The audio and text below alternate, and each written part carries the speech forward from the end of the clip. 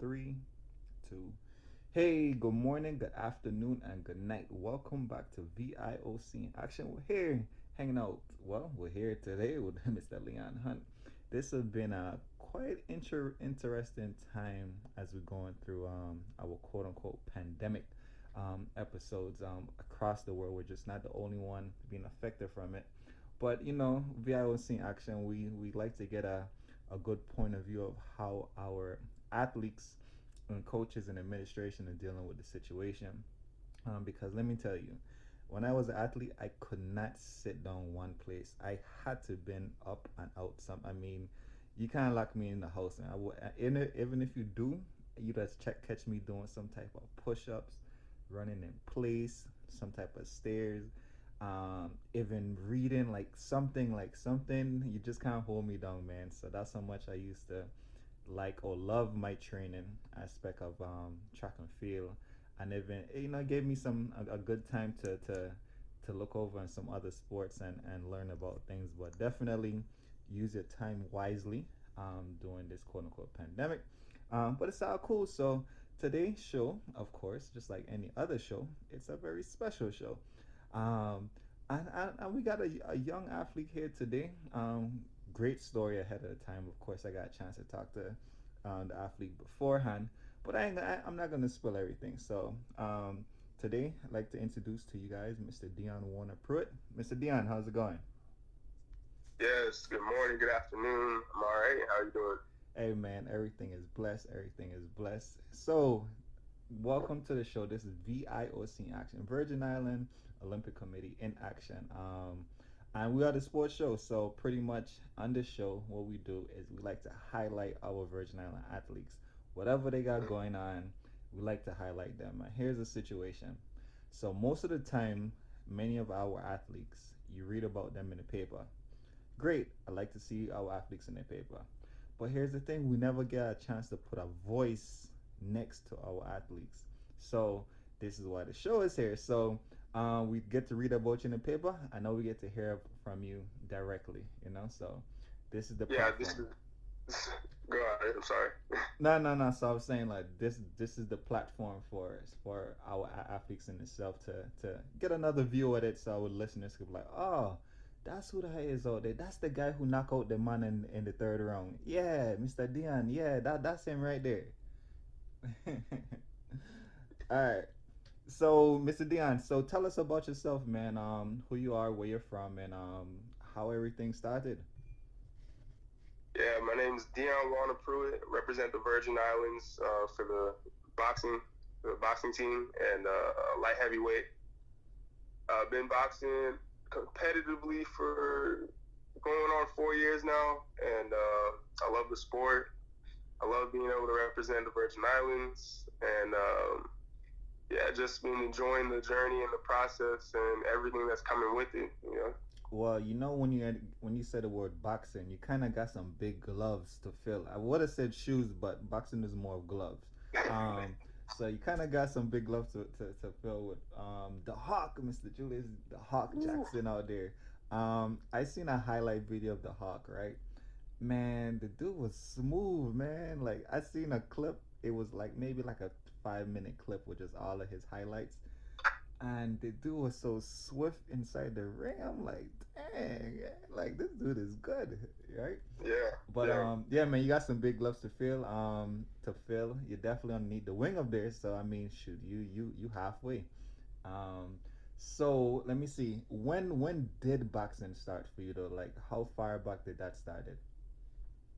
I started going to the gym sixth grade year. I was having some troubles in school. A friend of mine came up to me, asked me what was going on. I explained to him I was getting bullied in school. I didn't know how to deal with it. Mm-hmm. He brought me over to the gym, and Coach Jackson, he was like, "Hey, champ, what's going on?" And it started from there. He put the gloves on me, showed me the fundamentals of boxing. I did that on and off for about 3 years, from six to seven, eight, and then I moved with my father. So I went away. Then I came back. I came back in 2016. Came back to the Virgin Islands in 2016, and another friend of mine was like, "Yo, the gym's right down the road from where I'm staying." They changed locations for a little while, And I went down to the gym.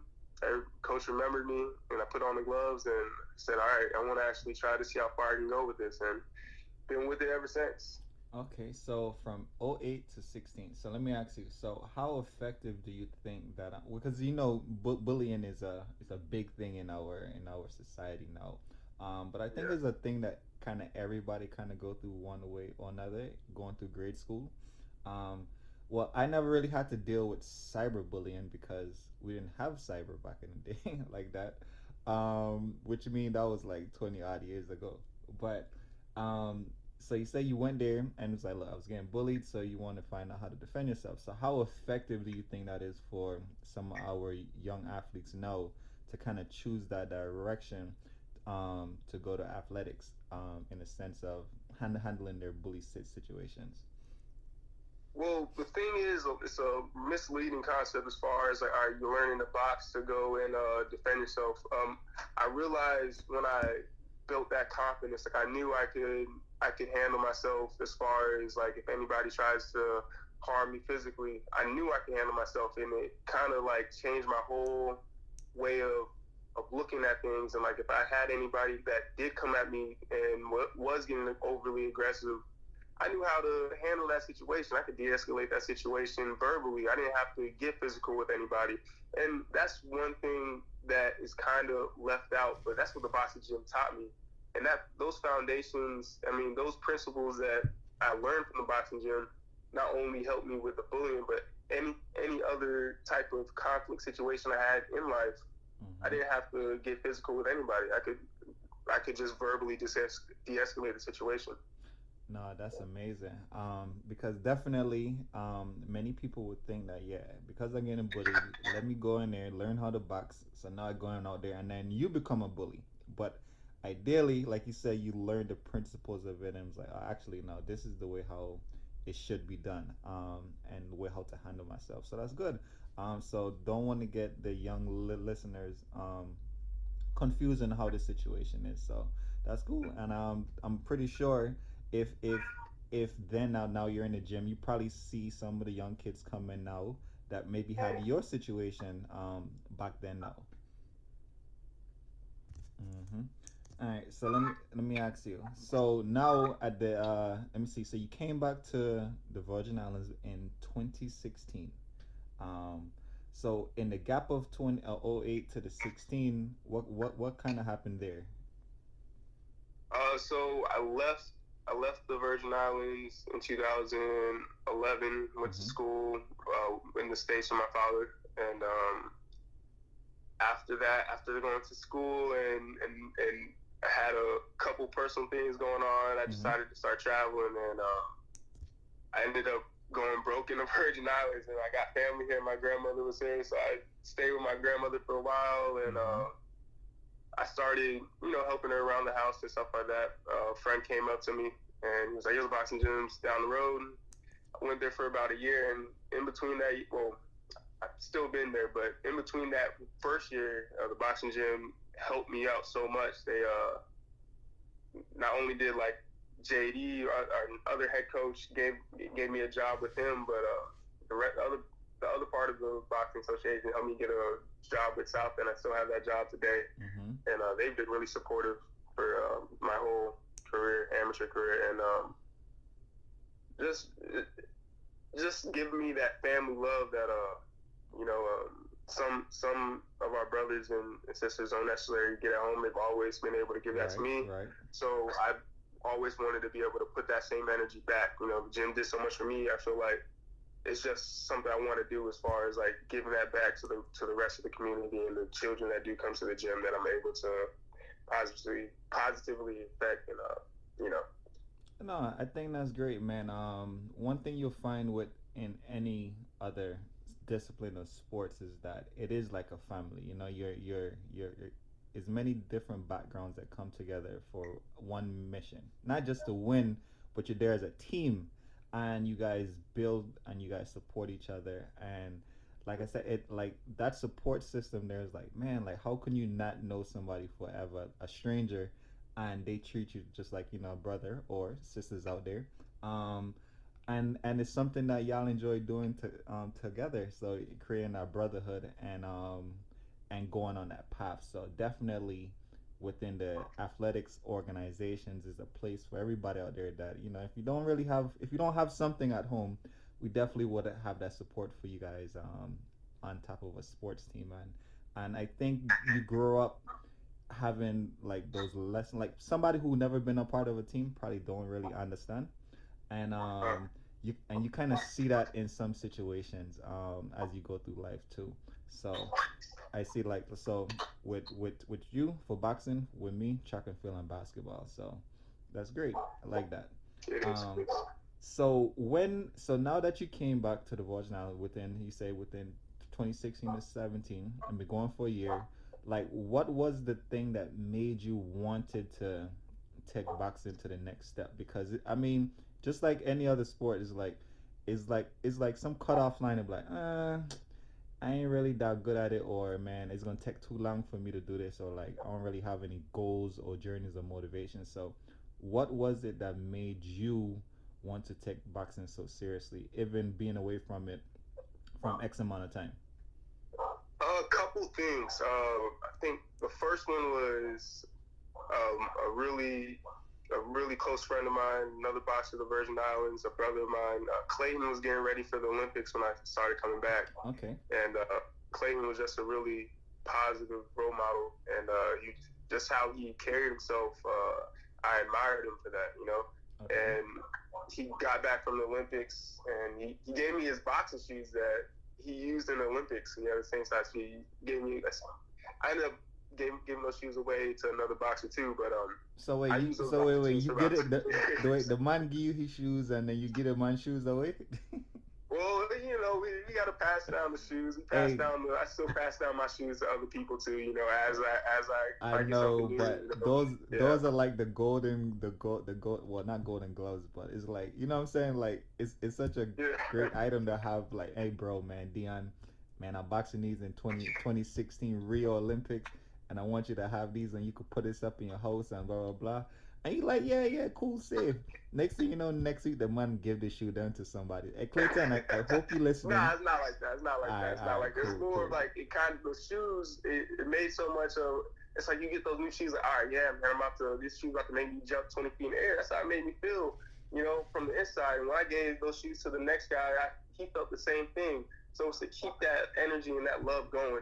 That's Mm-hmm. more of what it was. And that was just one of the reasons why I kind of fell in love with the sport even more. And then we had a fight on St. John, and there's normally we do St. Thomas versus St. Croix, even though we're one team, we'd have like events, but they didn't have anybody my weight, so they brought somebody from Puerto Rico, Okay. and that was intense for me. I was like, all right, yeah, yeah, and I won that fight. I stopped him in the third round, and that felt so good. I was like, all right, we're going. I'm gonna outwork everybody in the gym.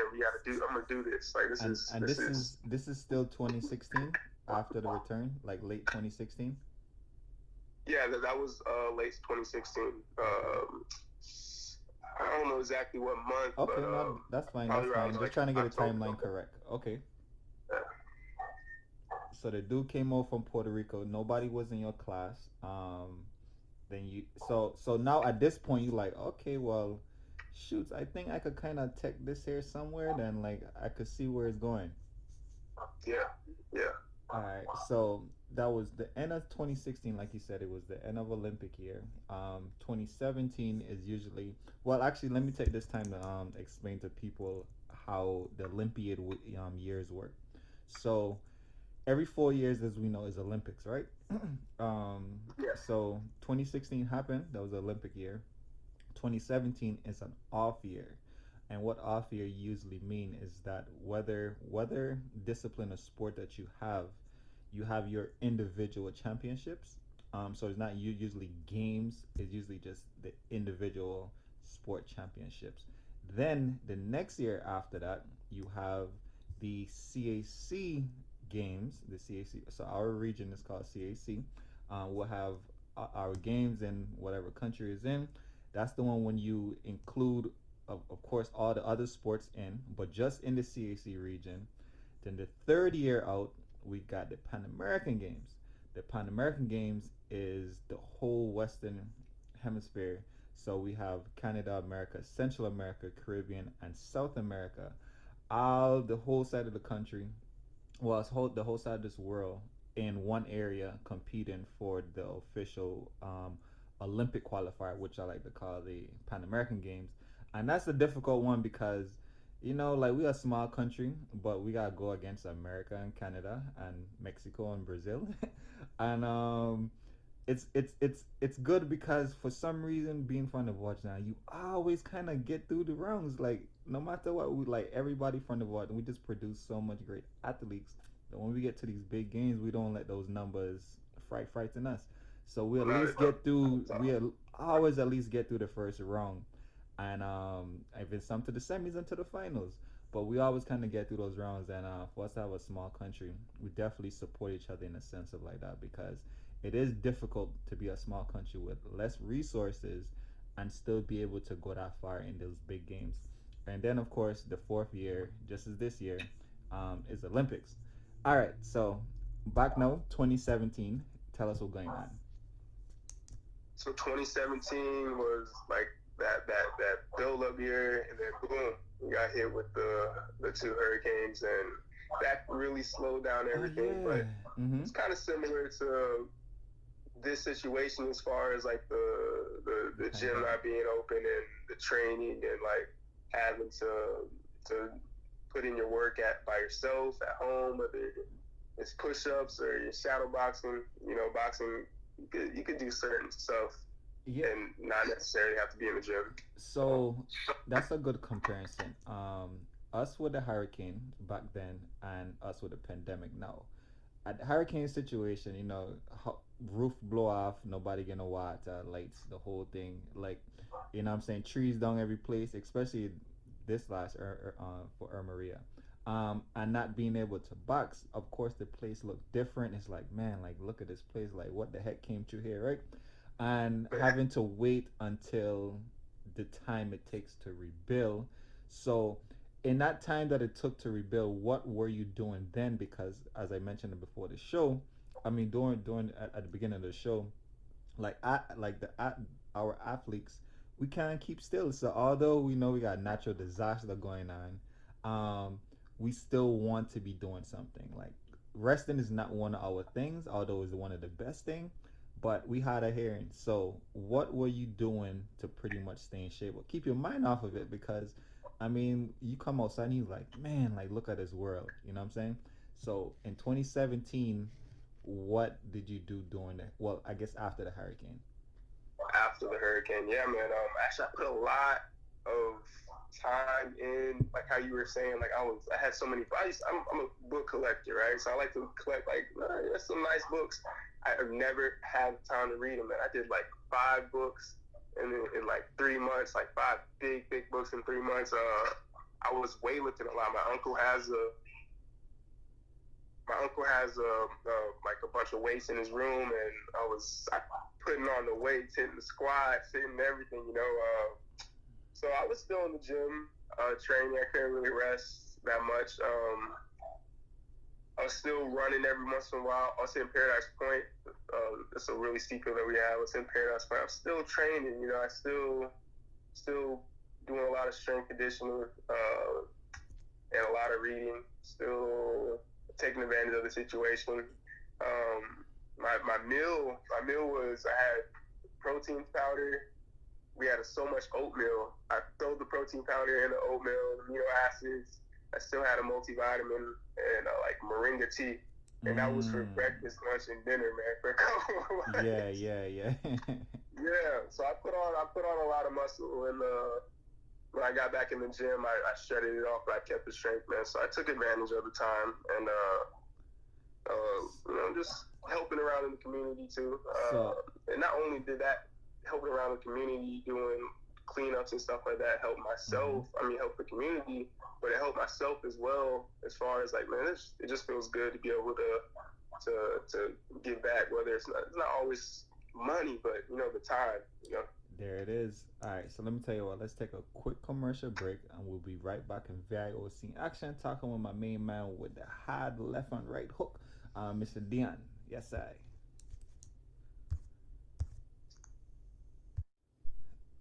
right, so this is the second segment, Mr. Dion, Boxing Federation, in five, four, three, two. Hey, welcome back to VIOC in Action. This is your number one place, of course, for all the Virgin Islands sporting activities and health advice and anything is you want to know about the sporting thing. With all our national team, this is your number one stop shop for the Virgin Islands athletics for sure. And Leon Hunt, I always get information. I get information all across the world. You see, we had something over there in Spain. We had something over there in stateside in Texas and all over. But guess what? Today we got information right here in the Virgin Islands from St. Thomas. Mr. Dion, the man over there with the hardest right and the hardest left hook. Hey Dion, you man, Yes, sir. let me ask you. You got right like so. What is your special move? Like, what is your special move inside the ring? Oh man, it gotta be hitting them on the blind side, man. So whether you're trading or you're just setting them up, you Mm-hmm. take that step over to the right or to your right, and they kind of can't see you. So when you land that right hand, the one they can't see, man, they gotta go down, man. They gotta go down. I love it. I love it. I love it. Boxing has been one of those things where it is it. So we're gonna get into this. I think it's important to get into. All right. So boxing, of course, we look at it as aggression sport because it's two men in there beating their head out. You know what I'm saying? But it's really not like that. I mean, as an athlete, I mean, yes, don't get me wrong. I know people not all have the same intentions, but it is a sport that you could go in there, and the whole object of the game is to, I guess, knock the man down or get as much punch landed, like to control the fight, so where you can win. Correct? Correct. Ring championship, yeah. Right. So it's not to go in there. I hate this man. I gonna knock this man out or whatever. Like no. Like after he finished, real life happened, and he go back home to his family and supporters or whatever. Like so, it's not in there to damage a person. Like you don't want to hurt the person. Like that in a sense, he might get hurt in there. Yes, but that comes along with any sport. You can always get hurt in any sport. This one just happened to be a little bit more direct. Um, Yeah, so yeah. in this way now, because the leading is, what is your take on MMA fighting? MMA, man, I love MMA. My favorite fighter is John Jones. He definitely just won his last fight. It was a close fight. Mm-hmm. Everybody says that they robbed the other guy, but John Jones came through. I love MMA. I feel like there was a point where I felt like I wanted to do it too. Mm-hmm. Maybe in the future. I love all types of martial arts. Mm-hmm. But maybe in the future, we'll see. Okay. So that's good because not most people, but the individuals I've spoke to, um, they say, man, that's not a real sport, man. They don't do nothing for nothing, man. That ain't fighting. It's fighting, but that ain't, you can't. They're not supporting the sport as it is like a real sport. They say it's a made up thing, and then they just get everybody it taken away from boxing. Do you feel the same way? No, man. If anything, it promotes every other martial arts. You gotta have respect for anybody that gets in the ring, anybody that competes, because you're risking your life every time you get into the ring. So I can never disrespect anybody that goes into the ring and performs at that level. Never could disrespect anybody at that level. Talking about martial arts, I was on so this is the island of St. Thomas. So I'm speaking. All right. So in the island of St. Thomas, in St. Croix, been a different place I went to, but this story here is for St. Thomas listeners. I was on let me see, Yacht Haven, and got a gentleman down there, Mr. Calvin Dallas. He was teaching Man, me some you Tai ever got Chi. Dallas? You talked to Dallas too? Yes, I was down there. He would teach. I think it's Wednesday evenings, or I can't remember the exact. Monday, Wednesdays, and Fridays. All He does right. Tai Chi back there. He doesn't charge anything, man. It's much love, man. I've been doing that since 2017 with him, Yes. man. Wow. So yeah, like man, I had Dallas on the show a couple weeks ago, and like me, I know Dallas from that particular Tai Chi. I didn't know him from the athletic standpoint of him running the marathons and him represent us in the '88 Olympics and '92 Olympics. I actually didn't know. Um, so as a Tai Chi, cause he was teaching me. Honestly, I was there. I was going to get something to eat. I ended up doing Tai Chi, and Dallas can convince that person. Definitely, I had no intentions of doing it. So, but in sitting there and in doing the Tai Chi and then finishing that conversation, man, I learned a lot from him. So, as you say, you've been knowing Dallas from since then. So tell us about how your interaction with Dallas has been coming from boxing to quote unquote, because he's a runner. Man, Dallas is another mentor of mine, and me and him, we talk on different levels, man. I'm really grateful to know him and for who he is and what he does in this community. You know, all the athletes, we really come together and we all have a relationship as far as supporting each other. But you know, all these martial arts almost all these sports have the same principle as far as to be successful in them. And Dallas, as the OG of it, he just sat me down and what they say is comb my coat. You know, as far as certain techniques that work for him, as far as his career, and I definitely applied them to my career.